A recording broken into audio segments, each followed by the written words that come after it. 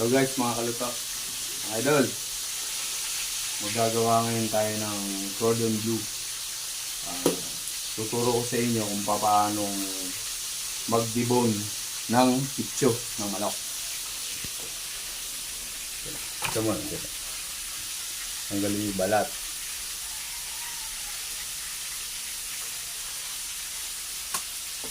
Tapos, ito, ang gagawin nyo lang ito. Gamit ang inyong lalaki.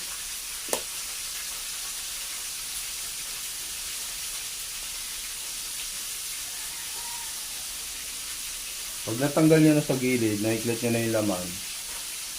Ito, medyo hindi din eh. Medyo parang buktungan din yun. Iwain nyo lang ganun. Oh, ayan, tanggal na. Tanggal na yung mga butong-buto lang matitira nyo. Hindi simutin nyo. Kunin yung konti naman. Tama o, butong-buto yan. Tapos, iwain nyo lang.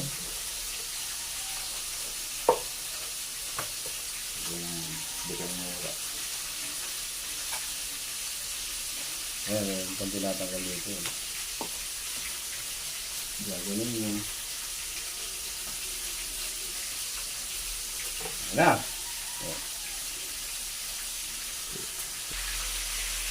Pag nahiwa nyo na, nabiyak nyo na sa gitna, bubukan ng ganyan.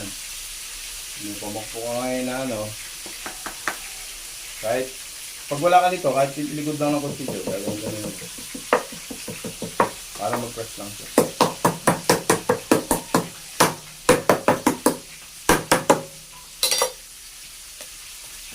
Mamaya ako napapakita sa inyo yung palaman, kung paano lagyan palaman at kung paano ibilot.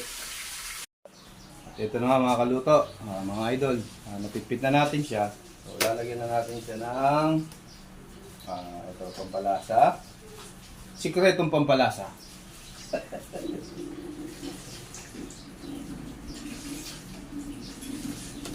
Tapos lalagyan natin ng harina para dumikit. Kahit huwag nyo nalagyan ng toothpick pantusok kasi ito yung okay na para sa akin. Kung gusto nyo, lagyan nyo pang tusok para sure kayo na hindi bumuka. Ito, roll na natin siya. Yan.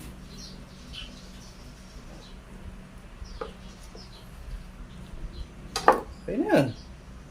Nakaroll na. Guys, ito. Pagka-roll na natin, tapos gagawin tayo ng itlog. Ready na natin tong harina, binating itlog, at saka breadcrumbs. Hindi masikip. Ito. Masikip eh. Igugulong muna natin to sa harina. Tapos, ano ba tawag sa... Yan. Medyo ididiin nyo ng konti yung... Tapos, pag naanan nyo muna sa harina, nagulong mo na igugulong mo ngayon dito sa itlog na binate. Pagkalagay mo dito sa binating itlog, ilalagay mo na sa breadcrumbs. Tapos yan, ano lang yun. Yan lang kasimple. Ready to pirito na siya. Pipirito na lang. Ito na. Tapos na ang lahat. Pipirito na natin yan. Ito na siya. Pipirito na natin. Pag uminit ng konti, ang apoy niya ay boss, huwag malakas. Yung katamtaman lang ang kanyang apoy. Ito. Ayan, ganyan na. Ito na po mga idol.